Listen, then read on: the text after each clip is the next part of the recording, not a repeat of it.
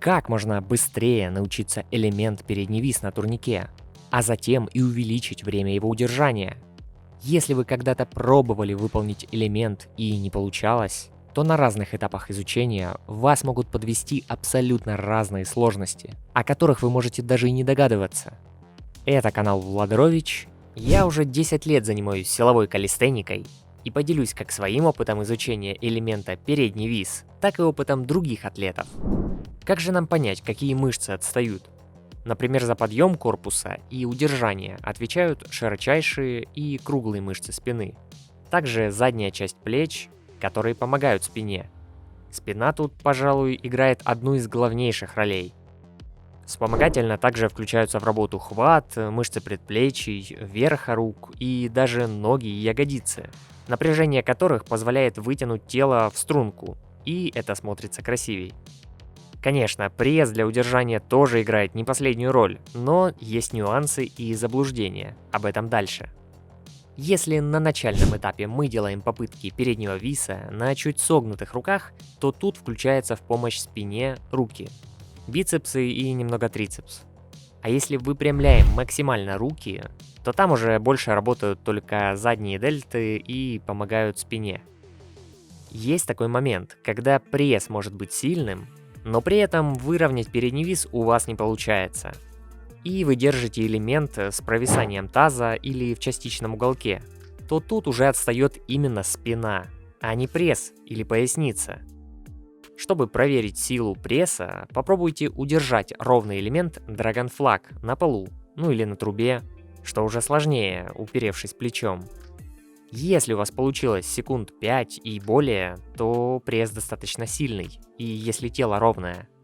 Поэтому, если у вас такая ситуация с прогибом, то работайте над мышцами спины в первую очередь. Теперь же протестируем ваши широчайшие мышцы спины. Чтобы понять, насколько ваш верх спины и задние дельты готовы к нагрузке, попробуйте сделать несколько раз подъем корпуса в передний вис, понятно, что без фиксации, и с минимальной раскачкой.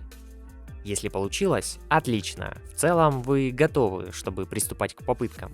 А ведь попытки — это одно из самых действенных, какая бы база в подтягиваниях у вас ни была. Если не получилось поднять передний вис, то тогда давайте разбираться, как же действовать. И в целом, если вы качественно подтянетесь раз 15, без рывков, с прогибом в спине, то начинать учить уже можно. Но параллельно поднимайте базу выше, до 20-25 подтягиваний. Так вы научитесь быстрее, чем если будете тренировать только базу, а сам передний вис, когда уже точно будете готовы. Начинайте сразу и то, и то. О повышении количества подтягиваний я делал несколько видео на канале, в том числе и о тренировках с дополнительным отягощением. Из базовой подготовки эффективно выполнение подтягиваний с широким хватом и высоких взрывных подтягиваний. Даже если вы уверенно подтягиваетесь, то для дополнительной проработки именно заднего пучка дельт вам помогут вариации австралийских подтягиваний. Так как в обычных подтягиваниях, когда тело вертикально, задняя дельта не так сильно включается, как при горизонтальном положении тела. Что ж, переходим непосредственно к переднему вису. Ребят, а если вы недавно начали свои тренировки, либо давно занимаетесь и застряли, хотите быстрее прогрессировать, наверняка у вас накопилось много вопросов, и вам будет интересен мой опыт и ошибки. Я тренируюсь с 2011 года и подготовил для вас электронную мини-книгу. Там описаны практичные вещи по тренировкам, сделанные мной ошибки и приведен рацион питания. Если хотите поддержать канал, то заходите по ссылке в закрепленном комментарии. Я отправлю книгу каждому за поддержку донатом на символическую сумму. Это моя мотивация улучшать контент и работать дальше. Ну и пишите в личные сообщения, если нужна программа тренировок на рост ОФП, похудение, набор массы или изучение силовых элементов. Начнем с закрытого виса. Чтобы сделать его максимально эффективно, старайтесь поднимать тело в группировку за счет силы плеч и спины. Если вы поднимаете корпус только за счет закидывания ног и напрягая пресс, то так вы облегчаете упражнение. Начните подъем именно с отведения верха корпуса назад. Включайте плечи и спину. Чтобы понять эту технику, нужна практика. Во время удержания позиции закрытого виса нет смысла держать его по 30-60 секунд. Тут достаточно секунд 15 или даже меньше, ну и дальше уже переходить к прогрессиям. Колени старайтесь не поджимать сильно к корпусу. Старайтесь выпрямлять ноги до тех пор, пока верхняя часть корпуса остается параллельно полу и не опускается ниже. Нашли такое положение? Отлично, удерживайте. Итак, вы научились держать больше 15 секунд закрытый вис, тогда попробуйте еще немного раскрыть ноги вперед. А следующим подводящим делаем медленные опускания корпуса. Заходим в верхнее положение, когда корпус поднят выше параллелей, и касаемся турника в области середины бедра. То есть практически повисаем вниз головой. Из такого верхнего положения медленно опускаемся, а ноги подгибаем настолько, чтобы медленно спуститься до позиции горизонтали и немного так зафиксировать. Главное тут именно медленные опускания и фиксация, чтобы мышцы привыкали к статической нагрузке. А если мы будем это делать быстро и в динамике, то мышцы мы не укрепим, вернее нужные мышцы, и к переднему вису не приблизимся. Статику тренируем статикой. Доведите так до 2-3 подходов по 6-8 раз, не более. Опускайтесь до той позиции, пока вы можете удержать тело. Попробуйте следующим шагом сделать медленное опускание, но уже с минимально согнутыми ногами. Или же ровными, но держать их врозь. На этом этапе изучения можно делать и подъемы корпуса в вис. Но не увлекайтесь динамической работой. Фиксируйтесь при опускании в том положении, пока можете. То есть опускаться прям до параллели поначалу не обязательно. В передний вис легче зайти, когда мы подтягиваемся выше подбородка, и из этого положения на согнутых руках опускаемся в положение переднего виса. И назад. Еще более эффективно это нужно выйти в упор на турник, на ровные руки, любым способом. И потом из этого положения медленно опуститься в передний вис.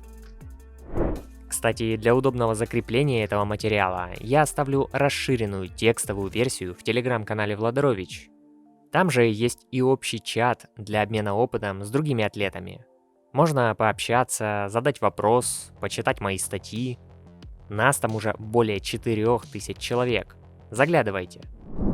Также хороши будут попытки на низком турнике с земли.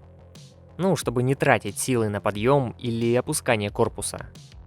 Вы сразу можете заходить в положение переднего виса и пробовать держать. Сначала на чуть согнутых руках, а затем и стараться выпрямлять их все больше и больше.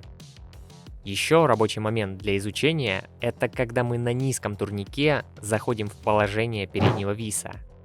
И чтобы дольше удержать попытку, наработать нейромышечную связь, мы поочередно касаемся пола каждой ногой. И делаем такие переходы силой. У разных атлетов есть два спорных момента касательно лопаток и положения кистей. По лопаткам одни говорят, что надо их сводить, а другие наоборот. То есть сделать передний вис с чуть сгорбленным верхом спины. Тут уже зависит от того, как вам удобнее. Как развиты мышцы, и как по-вашему эстетичнее смотрится. Например, сведение лопаток потом пригодится в подтягивании в висе. А для удержания, как по мне, при сведении тяжелее выполнять. Второй момент – это положение кистей. Кто-то закручивает кисти и делает заложенный глубокий хват на турнике. Например, чтобы потом делать выходы силой из переднего виса. А кто-то наоборот держит кисти не закрученными. Когда вис получается уже хоть как-то, даже с небольшим прогибом в области таза и чуть согнутыми руками, ногами, продолжайте держать такие попытки на максимум.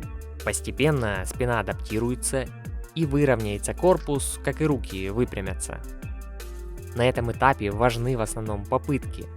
А когда вы устали, чуть сгибаем ноги и делаем еще пару подходов. И то есть так мы уже двигаемся в обратную сторону прогрессий. Чтобы прогрессировать в висе, нужно делать его тренировки и попытки на свежие силы, что логично. Например, в начале основной тренировки минут 15-20 выберите самые эффективные упражнения из предложенных. Делайте все после тщательной разминки и не торопитесь с прогрессиями, чтобы ваши сухожилия привыкали.